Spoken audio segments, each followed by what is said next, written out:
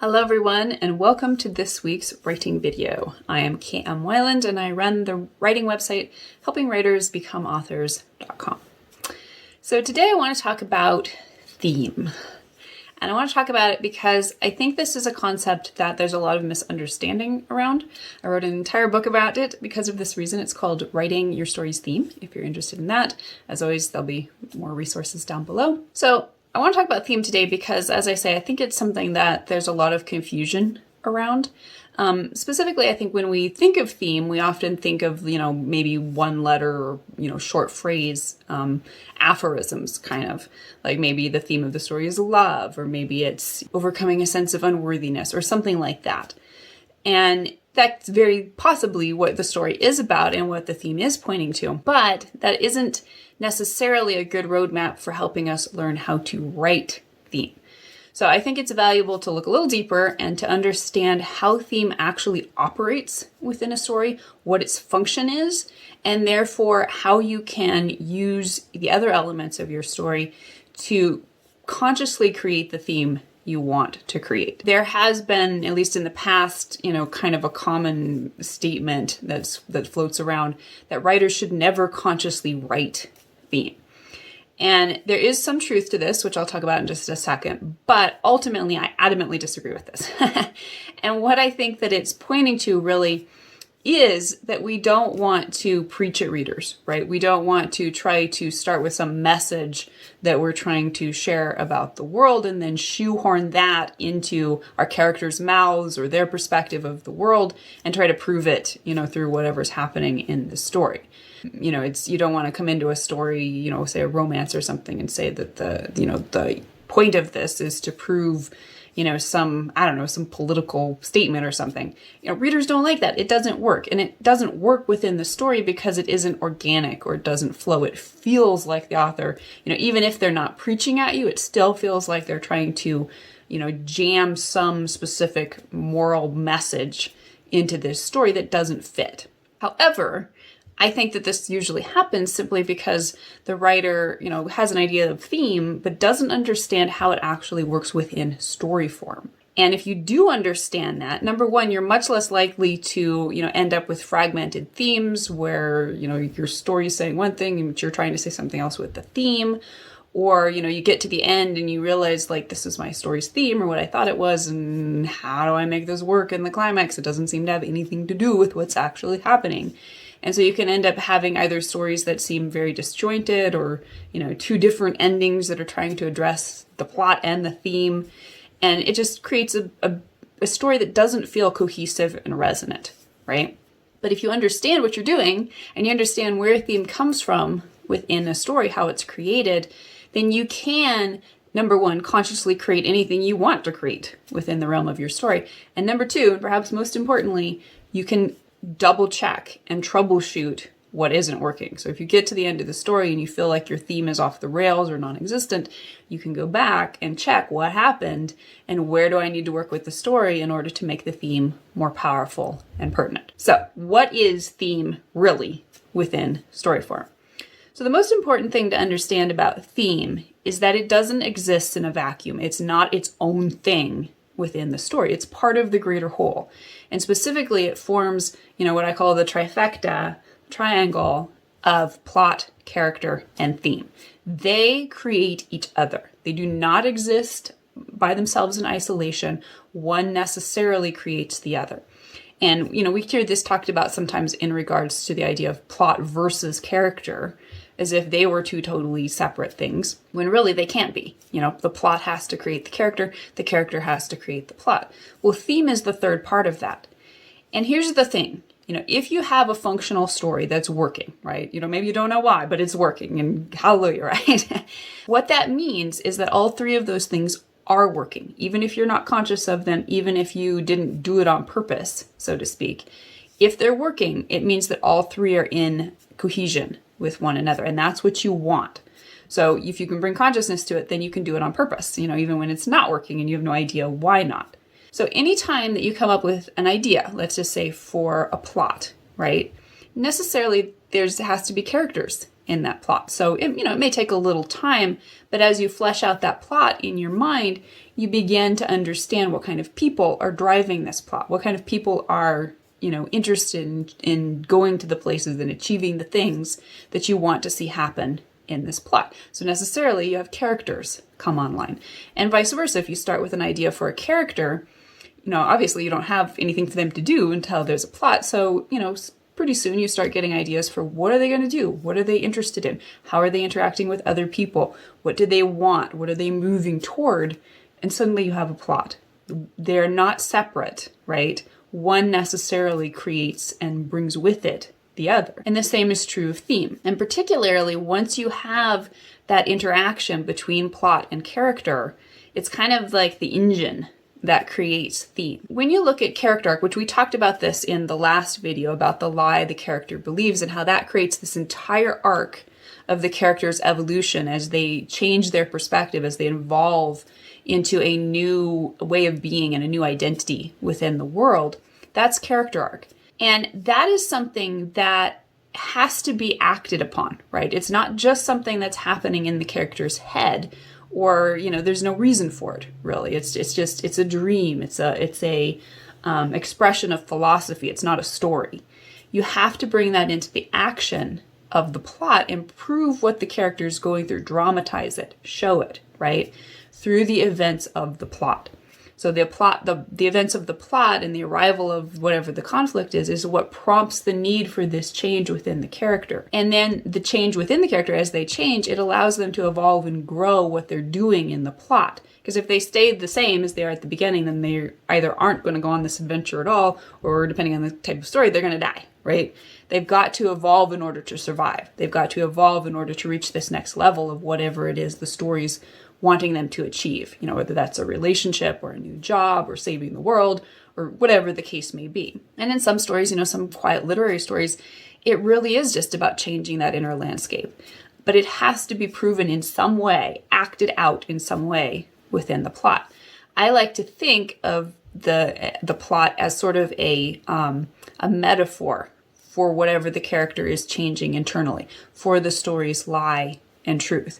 So you start, let's just say, you start with the character's lie and truth, and from there you ask yourself, what events, what plot, what can the character do physically in the world that would dramatize and show this inner transformation from lie to truth, right? So let's just say an easy example of this would be the Hunger Games, which is a flat arc, right? So she doesn't change her perspective.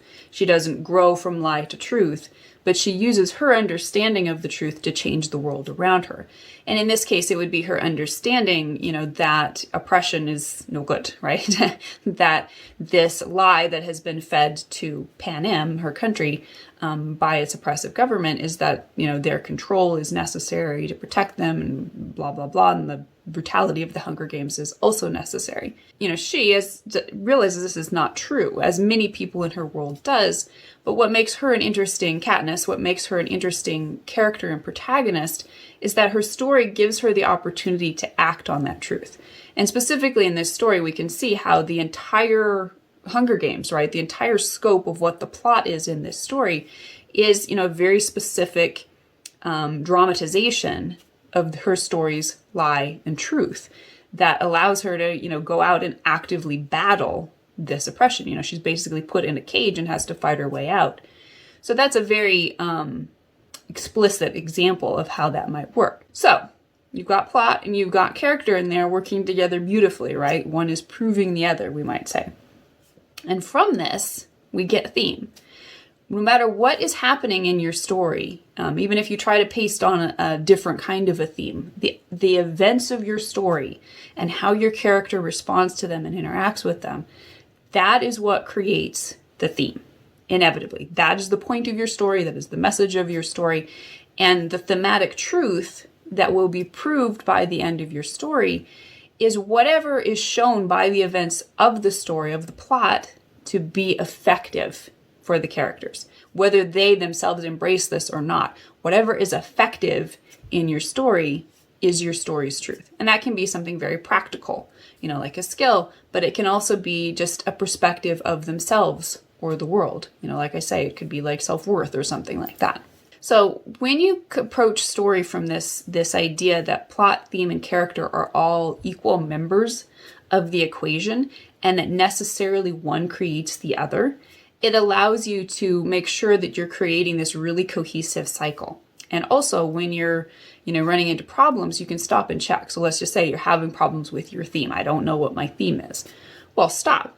Look at what your character's arc is, and specifically look at the lie they believe. Look at, whatever they are needing to overcome by the time they get to the end of the story, and therefore what truth they're moving into, because that truth is usually a very specific and very easy way to sum up what your story's theme is.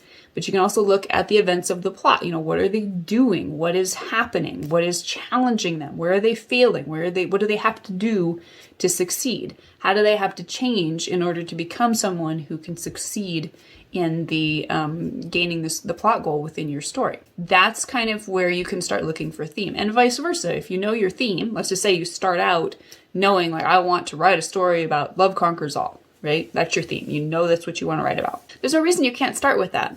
It's just now you have a map for helping you determine, what kind of characters and what kind of character arc will help me exemplify this. How will they be challenged to grow into this? What lie might oppose this idea? And what events of the plot will be an interesting way to explore all aspects of this idea. And this is where it can be really helpful to bring in a technique that Robert McKee wrote about in his book Story, and he called the thematic square. And what this is examining, whatever your story's thematic truth is from multiple perspectives, so that it's not just this simple black and white, this is the wrong way to do it and this is the right way to do it, right? Because that's very simplistic and can be very on the nose and ultimately unconvincing to readers, because that's not really how it works for most of us most of the time in real life. If it was that simple, we'd be like, truth, I want to do that, that one, I picked that one.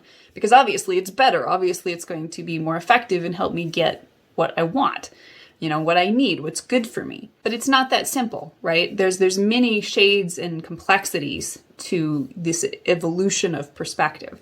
Because as I spoke about in the last video, it's really not that you have a black and white lie and truth.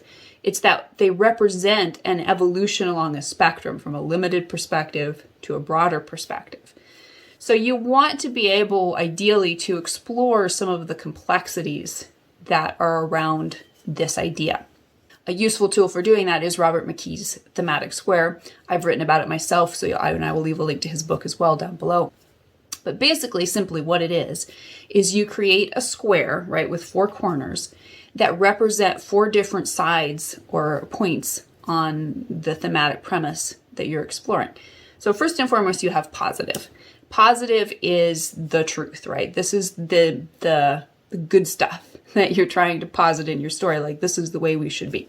Whether the characters embrace it and succeed or fail to embrace it and fail within the story, this is the positive truth that you are suggesting is the best way for the characters to behave in this story. So examples of this would be respect or love, right? These are good qualities. These are things that we recognize as being ideally something we want to be able to embody in our lives, and that will help us to be more effective in whatever we're doing. Now, opposed to that is contradictory. So this is something that, is directly contradictory to this positive truth. So this would, at its simplest, be the lie. This is what stands opposed to the story's truth. So in just these really, simple one-word explanations of what these might be, in opposition to respect, we would have disrespect, right? In opposition to love, we would have hate. Now, this is where it gets interesting. Okay, so that those two are obvious. They're an obvious polarity. And then you can start moving, go down to the bottom corners of your square and think about, first of all, what would be an element within this thematic exploration that would be contrary to the positive.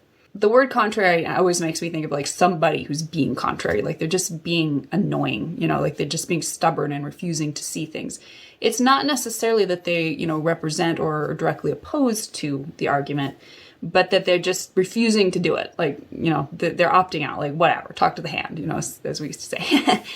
And so something in this realm would be something that's just kind of like, it's something that wants to bypass the whole thing. And therefore, in some ways, is more dangerous than the contradictory aspect, which at least is looking, it's looking at the truth. It's looking it in the eye and doing battle with it, kind of. Where the contrary aspect just wants to, like, skip it, like, I don't even want to engage with this truth. So an example of this would be, for respect, it could be rudeness. It's not about disrespect per se. It's just about, disrespect being, an ultimate, like, I have no respect for you. Rudeness is kind of passive aggressive, right? It's just like, like, I don't respect you, but, I'm not actually doing you the service of coming to your face and telling you that either. Whereas, for love, the principle of love, this could be indifference, right? Which in many ways can be more painful than hate in some, some relationships, so to speak. We often say that, love is, hate is just love flipped on its head. And, the idea being, if you can dig down there in the hate, you might be able to find in the shadow that love and integrate it. Whereas indifference is just like, I don't care. Like, you don't exist to me. You're dead to me. Like, I don't think about you at all. Which can be more painful and certainly more difficult to move through if it's really embedded, to move toward that more positive truth. And then finally, we have what McKee calls the negation of the negation. And this is like the contradictory aspect, the lie, taken to its farthest extreme. It's taken to such an extreme that it's as if the truth doesn't exist. So it's like rewriting reality to a place where the true aspect doesn't even exist. And this would be where the character might end up if they reject the truth, right? They have the opportunity, they're given an opportunity over the course of the story to see this is true and, could potentially positively impact my life. But for whatever reason, they reject it, and it ends them in a worse place than they were in when they just believed the lie or the contradictory aspect. So, in our example of respect, this would be the negation of the negation would be self-disrespect, right?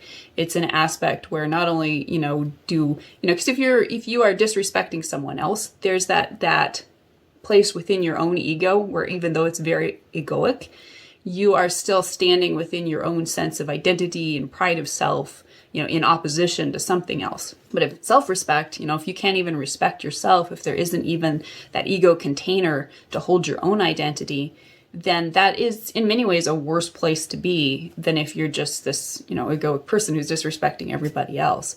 Because you can't respect other people either if you're in that space. So you can see how it's like in a plague almost, right? Where whatever the seed of the lie was, just kind of can take over the entire person's being and life and perhaps beyond, depending on the type of story you're telling. And in McKee's example that he uses for love, this would be self-hatred. Again, it's moving it into such a place where love doesn't even exist in your universe. And one of the best ways to explore this, obviously you can choose to have your protagonist and your antagonist represent, any one of these. And the polarity, as the opposition, depending on whether you're telling, a positive change arc or a flat arc or a negative change arc. But you can also, really interesting way to really deepen this thematic complexity in this argument is to look for ways where you can have, multiple characters, at least 4 characters, represent the different aspects of this so that the protagonist gets a chance to interact with all of them, to be challenged by all of them, to see the pros and the cons of each one so that they're challenged. It's not a simple binary choice between, the lie is bad and the truth is better, so of course I'll choose the truth. But to move through all of these shadow aspects of the lie and the truth and to explore them and to be challenged by them. So that can be a really interesting and deep way to deepen not just your theme, but again, if you're like using characters to represent these aspects, it also is like something that really helps you develop and deepen the opportunities for your plot.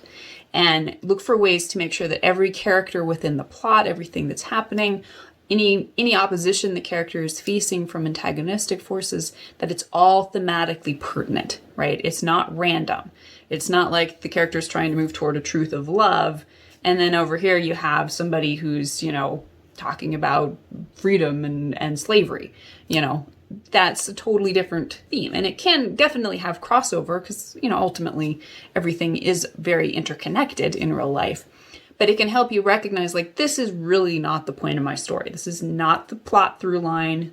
Doesn't have to do with the character's individual arc. How could we repurpose this so that it actually does inform the theme that we're talking about within this story? So again, and one last thing to think about in how you integrate theme, particularly into your plot and your character arc, is to look at how your story ends. Right? Because the ending of your story, your climactic moment, will prove what your story was really about.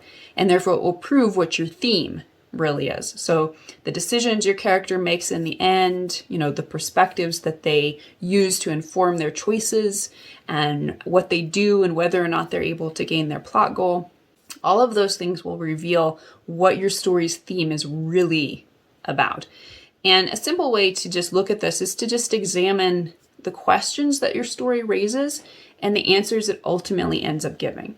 And this does not mean that you need to end with some kind of moral of the story or where the mentor character comes out, and gives a little speech about what was, the lesson to be learned or something like that. The answer is simply in whether or not the character was effective in how they end at the end of the story. Do they end in a better place physically, spiritually, emotionally, mentally, or is it a worse place? If it's a better place, then the story's truth, the answer to the questions that have been raised is yes, this is an effective way of being in the world. This is a good course of action.